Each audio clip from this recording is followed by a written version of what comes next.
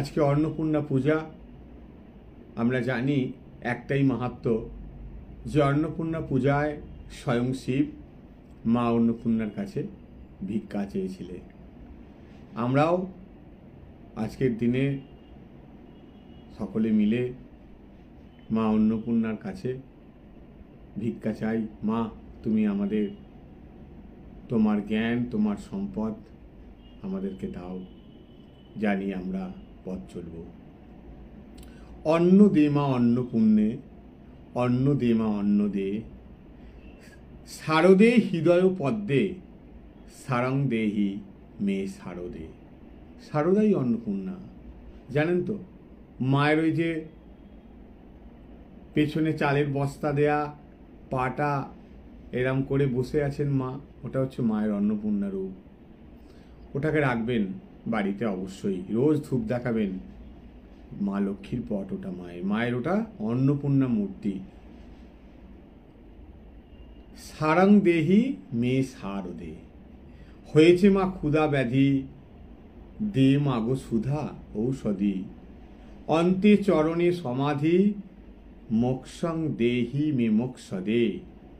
অন্ন দে মা অন্নপূর্ণে, অন্ন দে মা অন্ন দে, শারদেশ্বরী মা গো তুমি অন্নপূর্ণে।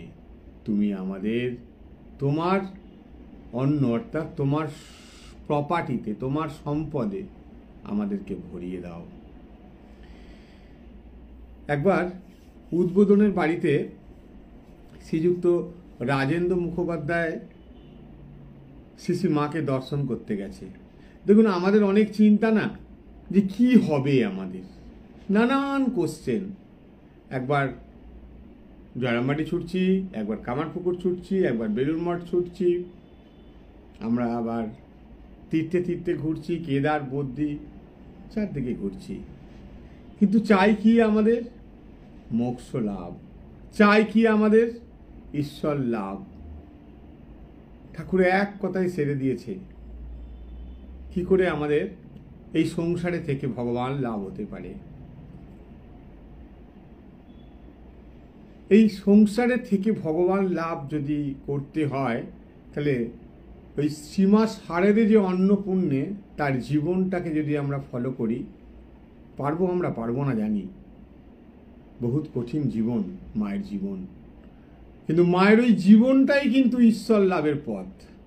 আর ঠাকুর যেটি কথামৃতে বলেছেন আমরা সবাই জানি, যে সংসারে থাকবে, সংসারে থেকে ঈশ্বর দর্শন হবে, কিন্তু কেরাম করে থাকতে হবে?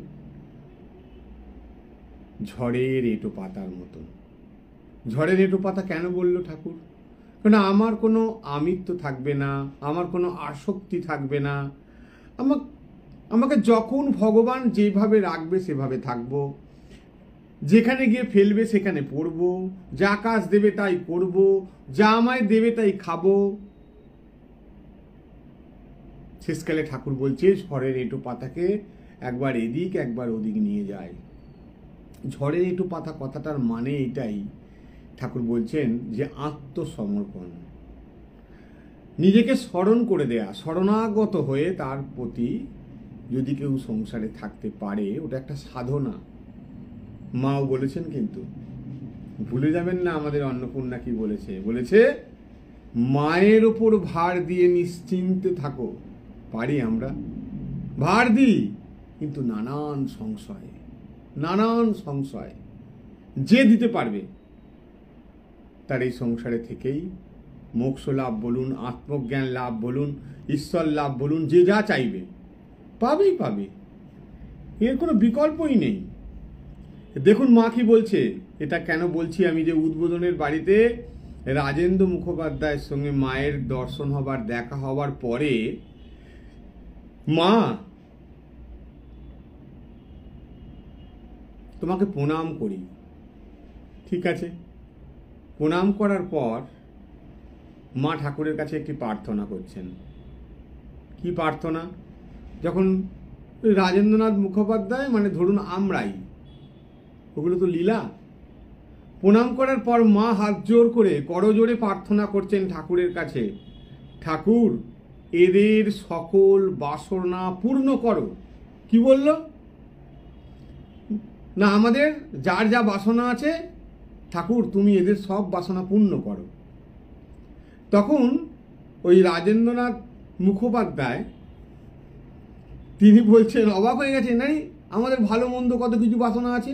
মাকে বলছে, মা সে কি মা, সকল বাসনা পূর্ণ করলে কি উপায় হবে আমাদের? মনে তো কত কুবাসনাও আমাদের রয়েছে। মা এই যে বলছে অন্নপূর্ণা, যে যা চায় তাকে শিব যা চেয়েছে, শিব কেন ভিক্ষে চেয়েছে? মায়ের কাছে আমরা যা চাইবো, অন্নপূর্ণার কাছে যা চাইবো, অন্ন দে শারদে, মানে তোর সম্পদ আমাদের দে মা। এই অন্নপূর্ণা তিনি। মা হেসে বললেন, উনি যখন বলছেন মা আমাদের মনে কত কুবাসনা আছে সেগুলোও পূর্ণ হবে। মা তখন হেসে কি বললেন, দেখুন কি বললেন। মা হেসে বললেন, তোমাদের সেই ভয় নেই। তোমাদের যা দরকার, যাতে তোমাদের ভালো হয় ঠাকুর তাই দেবেন। তোমরা যা করছো করে যাও, ভয় কি, আমরা তো রয়েছি। দেখুন এত বড় আশ্বাস বাণী। ঠিক আমাদের সন্তানরা আমাদের থেকে অনেক কিছু চায়, তাই না বলুন? কিন্তু আমরা বাবা মা আমরা জানি কোনটা দিলে তার মঙ্গল হবে, ঠিক সেটাই দিই। এত আপনার জন, এত আপনার দেবতা পাওয়া বড় মুশকিল। মা তার সন্তানদের কিরাম ভালোবাসতেন, এরাম ভালোবাসতেন, সবসময় প্রোটেক্ট। আমাদেরকে যেন মা কিভাবে যে বেড়া দিয়ে আছে আমরা ভাবতে পারবো না। আমরা বিচলিত হই পরিবারের কারোর শরীর খারাপ হলে, কিন্তু কি করে উদ্ধার হই শেষটা আমরা জানি না। এটা কিন্তু মিরাকেল ব্যাপার। এইভাবেই জীবন যাপন করলে আমরা জীবনের যে উদ্দেশ্য ঠাকুর বলেছেন সেই দিকে আস্তে আস্তে এগিয়ে যাব। জয় মা, জয় মা।